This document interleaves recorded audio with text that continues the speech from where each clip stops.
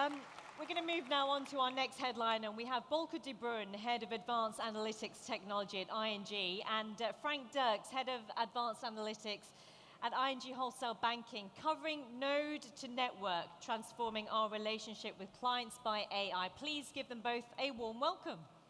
Oh, you're here. Hello there. Hello.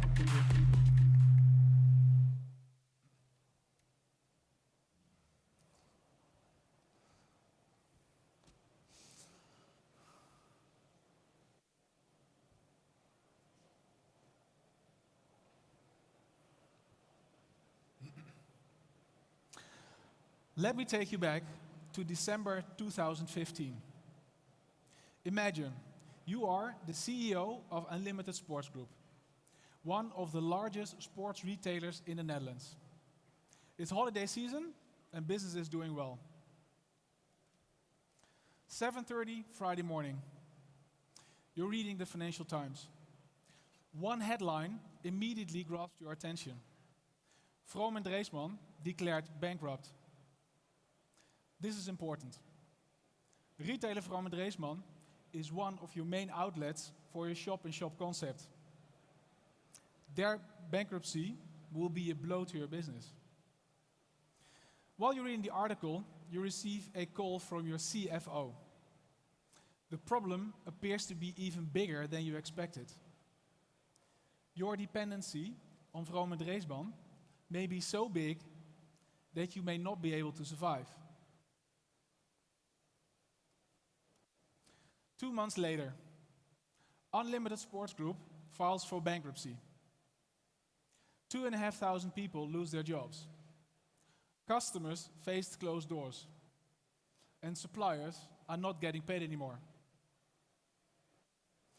We can talk about Vroom and Dreesman and Unlimited Sports Group here because their cases are publicly known. But there are many untold stories of companies who are dependent on each other. Ripple effects like this occur much more often. And you would like to be aware of them as soon as possible. But this is easier said than done. In the case of Vroom and Dreesman and many other comparable occasions, the number of dependent suppliers can easily reach up to 10,000 or more. Making sense of networks like this is just humanly impossible. So what is there now to foresee situations like this? You're probably very much aware of what banking is all about. We keep your money safe. We pay you an interest on your savings account, and we lend money to companies.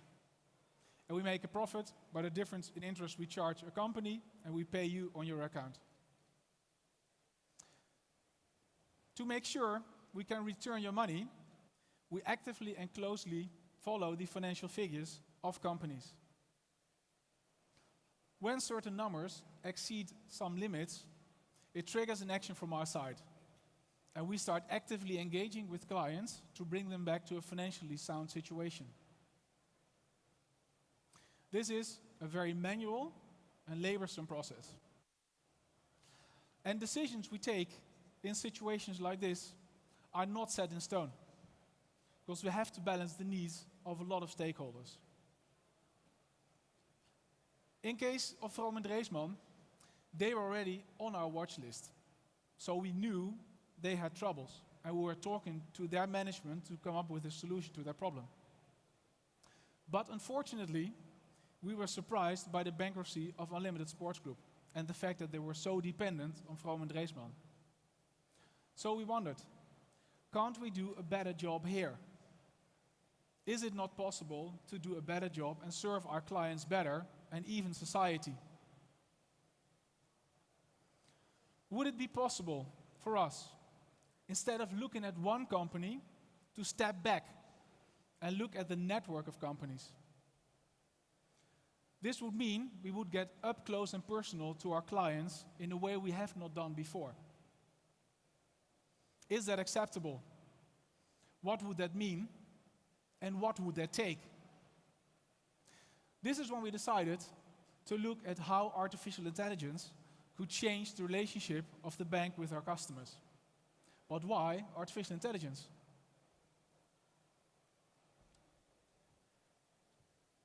Here we are, in front of 2,000 people, for whom AI is a normal thing to do in today's business. In banks, it's commonly applied in the areas of fraud detection and risk modeling. But the way our team has been applying AI to change the relationship we have with our customers has not been seen in banking before, as far as we know. But why AI? Let's assume that the situation of Vroom and Dreesman was beyond repair. Then we still have the issue of Unlimited Sports Group that might be facing an existential problem. And we, as a bank, are unaware of the large dependency between them. Understanding ripple effects like this requires us to go from a node to network view. Networks become visible to us in the billions of transactions that happen every day. They become visible in the systems that they are registering, in the systems inside and outside the bank. Let me highlight some of the algorithms we have created. Firstly, possible private individual protection, because we need to protect your privacy. Secondly, peer detection, to compare the performance of companies. And lastly, entity matching, to connect the myriad of information and to extend our network understanding. Did I mention we need to analyze transactions? Yes, I did. European privacy law stipulates that we cannot analyze the transactions or personal information of private individuals without their consent. This makes sense, right? You wouldn't want your name popping up in some random report just because you did a purchase in a store.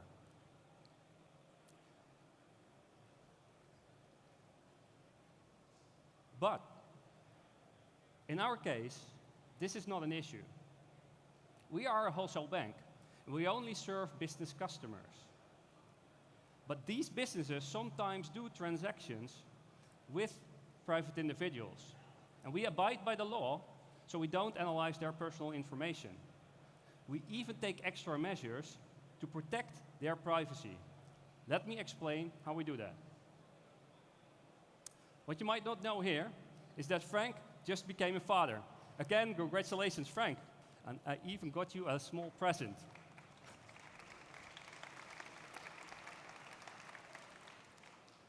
What's the most important thing you need to do as expecting parents? Of course, you need to select a name for your yet unborn child. And where do you get your inspiration from? Film credits maybe, or more likely, a name dictionary. And why does this help us? Well, the most distinguishing feature between you and the company is your name.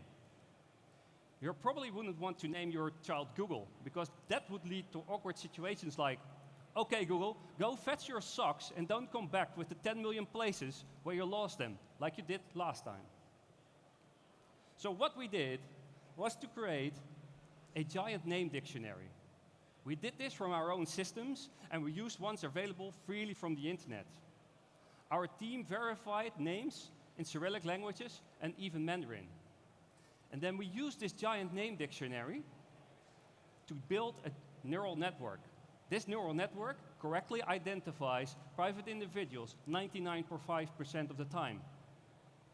This is better than what a human being can accomplish. And yes, we tested that. This now allows us to remove any sensitive information and protect your privacy. When talking about peer detection, we like to compare the performance of companies. Why is that important? Well, if they're outperforming their peers, then if we as a bank do not act quickly enough, they might experience growing pains. But if we find out that there might be they might be underperforming, it might indicate an underlying issue. This seems easy. Just select a couple of peers. However, there is no universal definition of what one considers a peer or a competitor. Thus, if I'm selling clothing on a shopping street, I might consider the telecom shop next door to be a competitor because we're competing for share of wallet. Or should we, as a bank, compare ourselves to other banks or maybe high-tech companies instead? This problem does not have a deterministic solution. It depends on the one asking what one considers a peer or a competitor. Thus, what we did was to come up with a combination of selections made by users and machine learned suggestions. So if I were to compare it against UPS, I might start my selection with FedEx. And the suggestions could be DHL and TNT maybe. But if I were to start with PostNL, for example, which is a local parcel service, I'd probably end up with a different list. And if Frank were to do it, he also gets the different list. Recording and feeding back the results of the selections being made by users allows us to continue to improve on the suggestions that we're making. The toughest thing we needed to do was to explain to our users how the selections worked. But it proved most valuable in cases where we did not know so much about the company. Finally, entity matching. In our quest to gain a deeper understanding of a company and its ecosystem, we grab as much data as we can. Bloomberg, Chambers of Commerce, Reuters, you name it. And no surprise here, they're not making it easy on us to combine them. Imagine we need to match Philips Lightning against Philips Lightning NV. Notice the misspelling and the added legal form. For human beings, these kind of comparisons are very easy to make. We are used to make decisions on very little and incomplete information. For computers, however, this is one of the toughest things to do. But with over 10 million comparisons to make every day, human beings probably wouldn't last. And even if we would hire the mythical Google pigeons, we probably would have trouble keeping them motivated.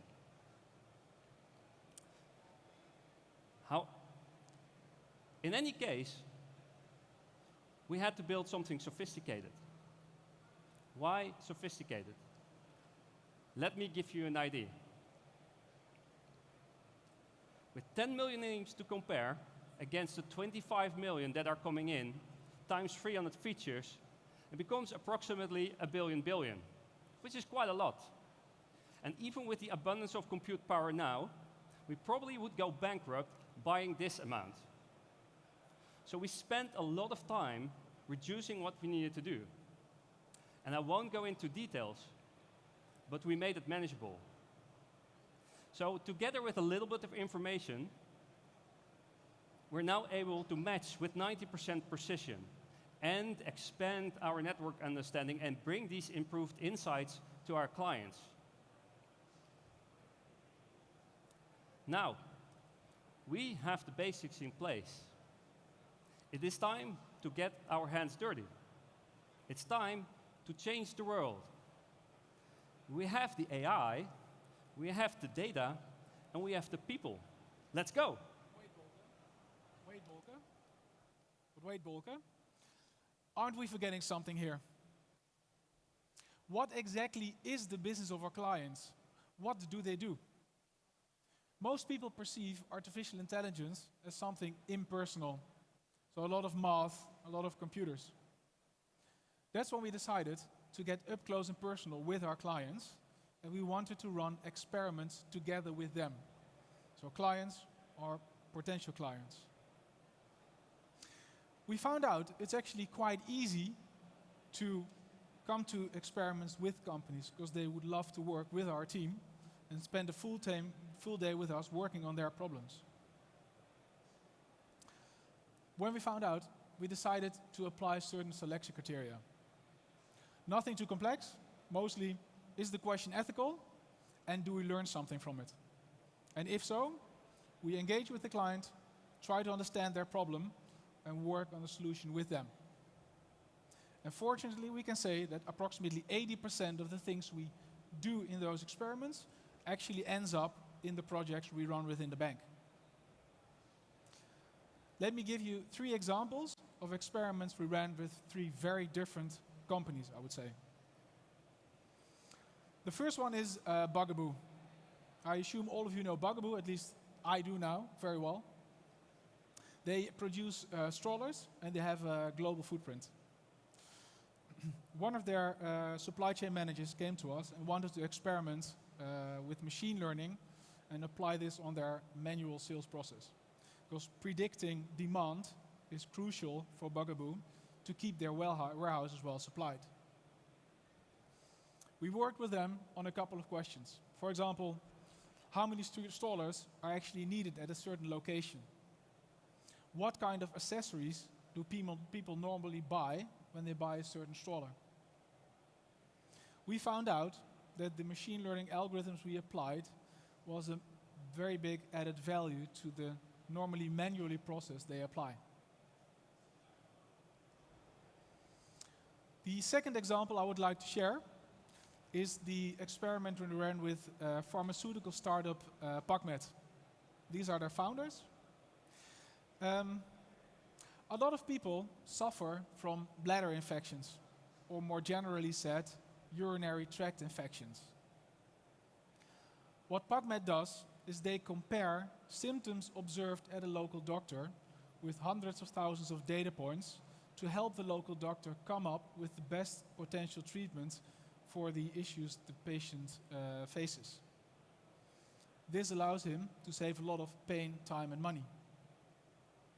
Together with PubMed, we looked at whether the quantity of data they have is enough to come up with good predictions. And we experimented what kind of prediction models would be most valuable to them. We were even able to close off some of their research routes so that they could focus on the most valuable approaches they could take. And the good news is, PubMed is currently running their first pilots. The third example I would like to share is with the beautiful scale-up Owlin. Owlin analyzes news and brings it into actionable insights. Their algorithms analyze approximately 2.5 to 3 million news sources globally. So they interpret the bigger newspapers, but also, for example, what happens in the small Chinese gazettes. ING has been pioneering the Owlin product to connect relevant news to our client portfolio. And that's how we got to know their management team. And I think Sjoerd is even in the audience. Where are you, Sjoerd? There you are. We assume there will be value in connecting our understanding of company networks with their ability to interpret the news. That's why we decided to initiate a Google Sprint. And for those of you who don't know what a Google Sprint is, it brings you to a tested prototype within 1 week. And we were able to build a prototype which allows supply chain managers to foresee and understand potential disruptions in their supply chain. And the response was so good that we decided to set up a joint venture together with Owlin to actually make this happen. Thank you, Frank. Thank you, Frank.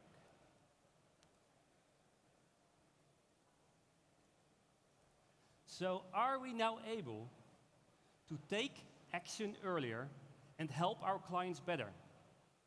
We are getting there. For example, in the case of a manufacturer of parts for automobiles. This manufacturer builds parts that are quite unique to this industry. Reduced availability of those parts would impact its customers immediately, meaning no more cars from the factory. Unfortunately, they found themselves in some trouble. This time, however, we were more aware of what was going on. So together with them, we reached out to its customers and we made them aware of their mutual dependency. We asked them to pay their invoices earlier. This prevented immediate liquidity issues, making sure the company stayed afloat. Today, we've shown that going from a node to network view generates new possibilities to help our clients better. It is by AI that we're able to do so. It allows us to truly partner with our clients and to empower them to stay one step ahead. We believe that this is changing the relationship we have with them. However, imagination and intuition are something of the human mind. Thus, we need human beings to generate ideas. And for us, those ideas are generated while working and sharing and experimenting with our clients. Thank you very much.